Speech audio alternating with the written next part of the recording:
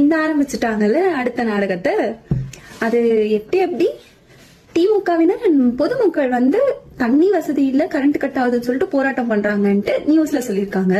ஆனா அங்க பொதுமக்கள் யாரும் இல்லையா மேடம்? பொதுமக்களா இருந்தா ஏன் திமுக கொடிய கையில ஏந்தி நிக்க போறாங்க? எல்லாருமே அங்க இருக்கிறது திமுகவினர் தான். அது ரொம்ப நல்லா தெரியுது. அதை விட இன்னும் ஹைலைட் என்னன்னா, தண்ணி இல்லன்னு சொல்லிட்டு ஒரு விஷயம் சொன்னீங்க. நிஜமாலே தண்ணி இல்லையா அப்படின்ற அளவுக்கு எங்களுக்கு ஒரு கொஸ்டின் வந்துருச்சுன்னா பாத்துக்கோங்களேன். ஏன்னு தானே கேக்குறீங்க?